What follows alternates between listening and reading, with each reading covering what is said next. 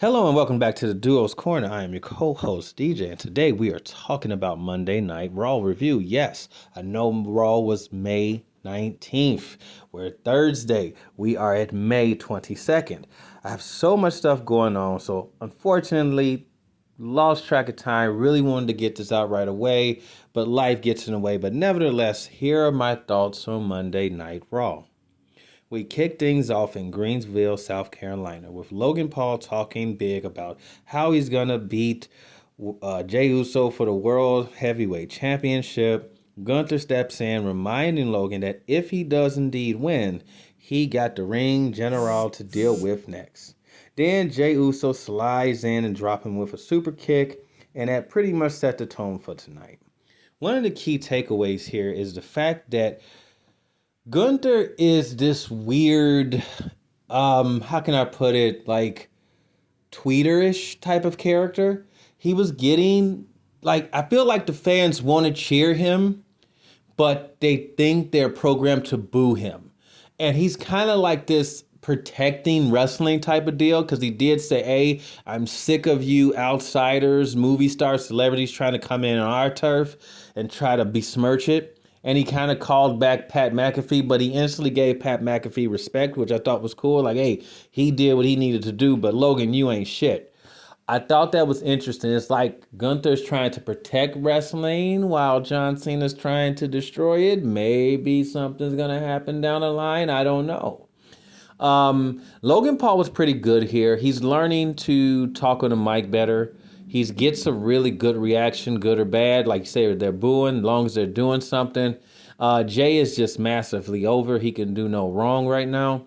So it was pretty good to start the tone of the night. So not bad. Matches that slapped.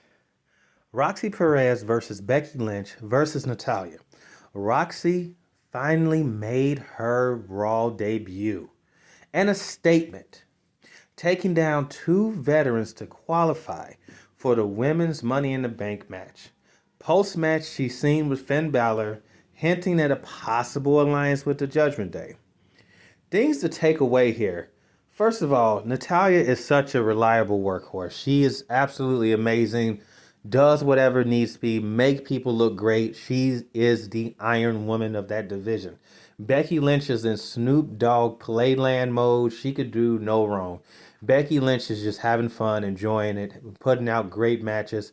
And I love this stage of her putting people over.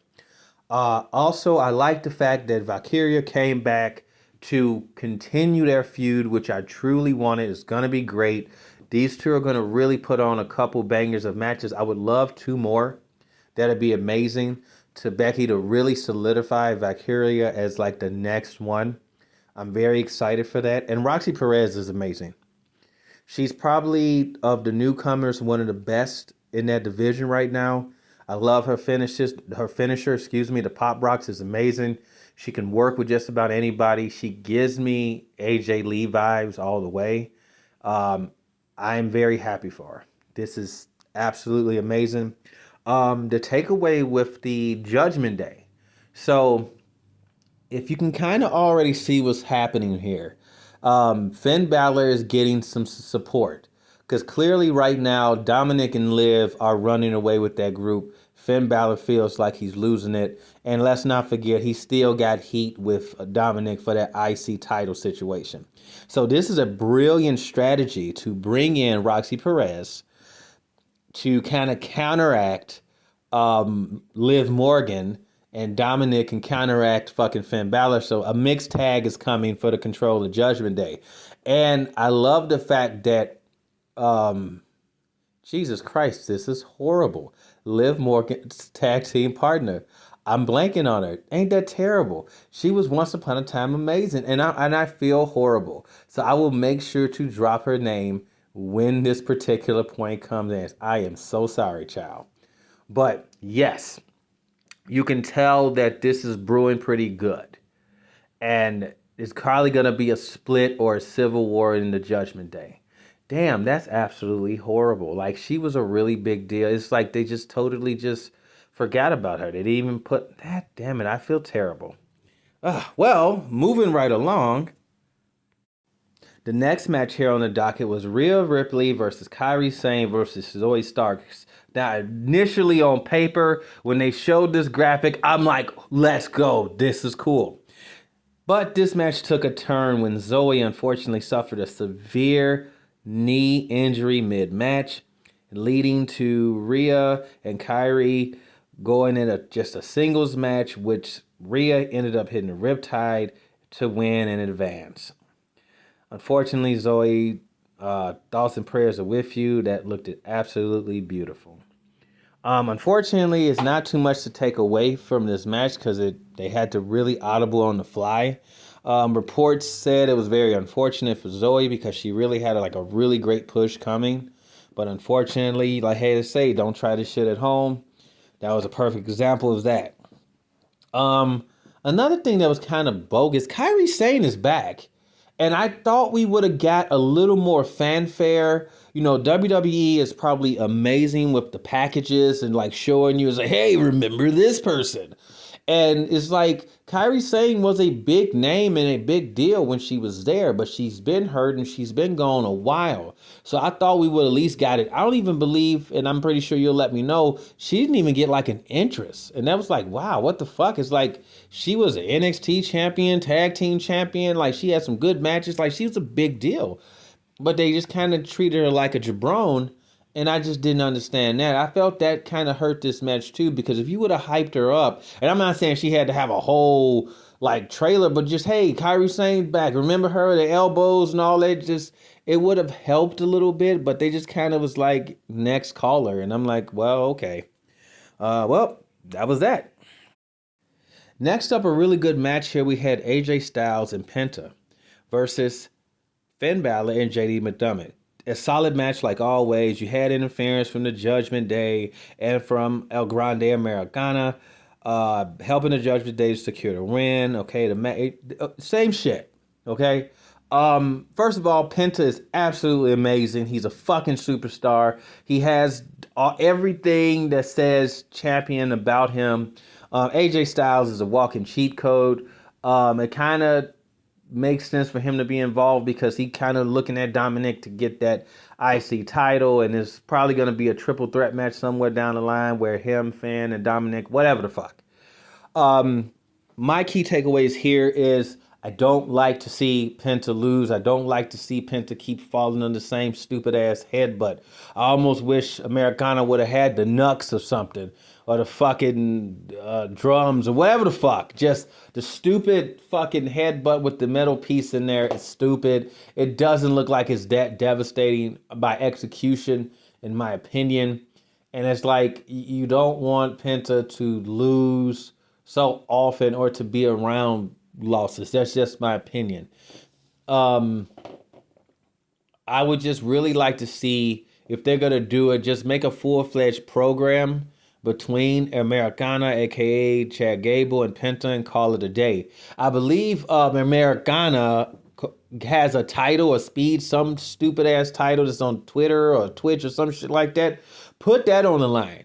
And just, have Penta keeps a star because he has everything. But he doesn't need to be dragged down by this. That's just my opinion. But overall, solid match. Fucking Penta hit this ridiculous Canadian Destroyer, which I am happy that they're letting that be a fucking finish. Like, they're protect that move because it looks so fucking devastating. And to see motherfuckers kick out of it pisses me off. But moving right along.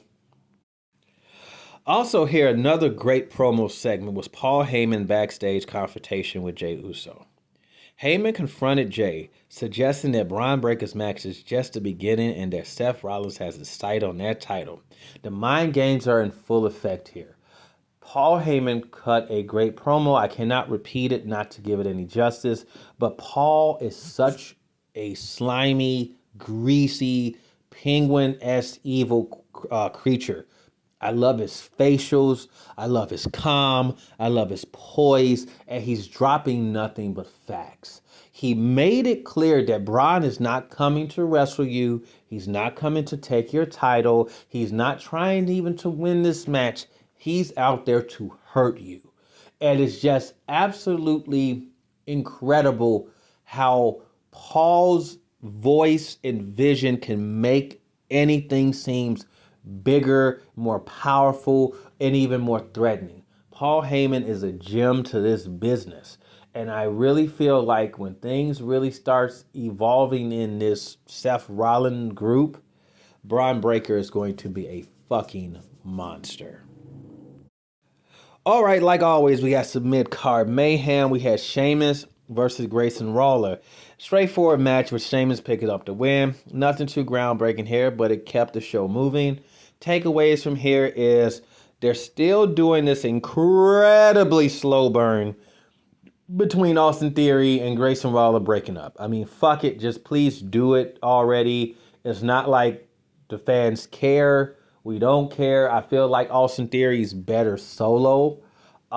He just has he has all the tools. I did a video about the Evolution 2.0, and he's definitely one of my candidates that I feel that can join that group, and it can really do wonders for him. He could be that Randy Orton-esque type of character that's going to take that group to the next level. That's what I'm hoping for. That's what we're streaming for. So we just have to stay tuned and see how that works. Now our main event energy. Jey Uso, Yeet, versus Braun Breaker, Woof. This match ended in a DQ, which we all fucking knew, with Seth Rollins interfering, leading to the brawl between CM Punk and Sami Zayn. As chaos ensued, Logan Paul seized the opportunity to knock out Jey Uso, leaving the champ lane and vulnerable ahead of their upcoming match. This is stereotypical WWE type of booking. There's no way in hell Jey Uso is losing to Logan Paul yet. But really solid match. Braun Breaker and Jey has pretty good chemistry. You knew that this was going to end in a smooth. Paul Heyman pretty much told you it in his promo. My problem with this, and you can say my takeaway, both, is the last couple of weeks, Punk came out and saved and did the smalls, and Sami Zayn is kind of like the lapdog behind him. And, we saw last week that Punk's like, hey, man, I ain't really trusting a lot of motherfuckers these days because people been getting down on me. And Sammy like, look, bro, woo, I know I hear, but we trying to go this way. It looks like what I feel is going to happen eventually, and this is just my opinion at the Duel's Corner, we're going to get a tag match at some particular pay-per-view. It might be Money in the Bank, is which I'm really thinking is going to happen. I know everyone's saying it's going to be Cena and Punk and Money in the Bank because they have to call it back. I don't think we're going to get Cena and Punk this soon. I don't think so. I think it's going to be further down the line. But I digress with that. I'll maybe talk about that sometime later.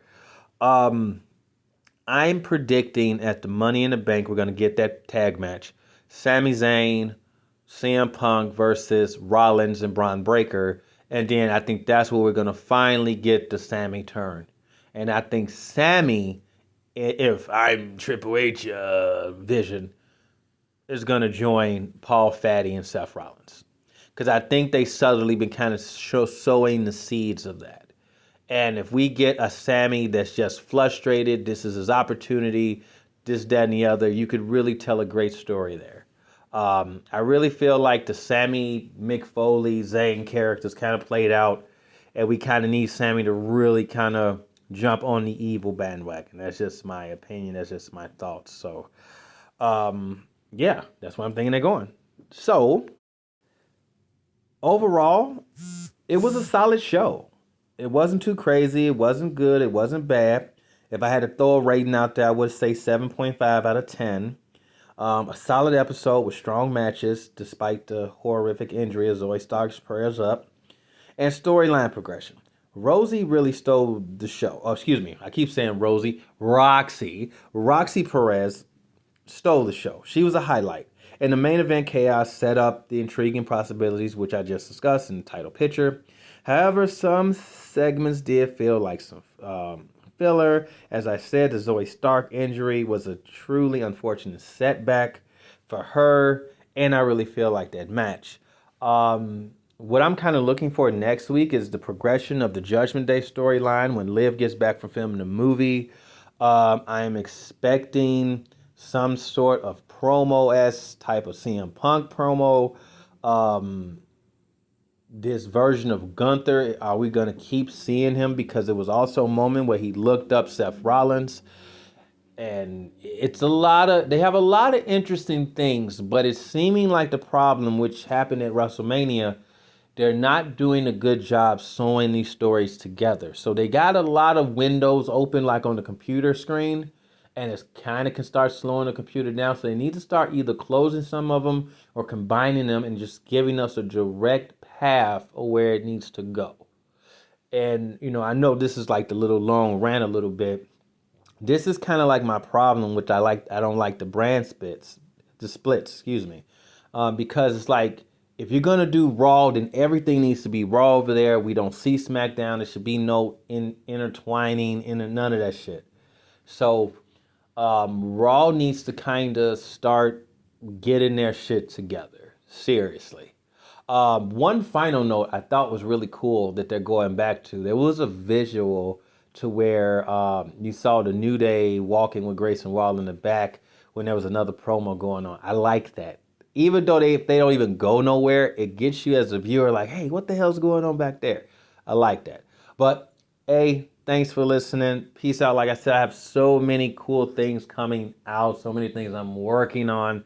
So as you said, it should be right up at above some here. I just dropped, well, I didn't drop. Ruby dropped her Poison Ivy Misunderstood villains thing. One should drop somewhere up there somewhere. And at the end of there'll be a whole playlist of all those things that she's been putting together and working on. So, like always, be cool, be safe. And if you're in Chicago, please, someone call up God so summer can come. I am tired of the 50s. We're out of here. Peace.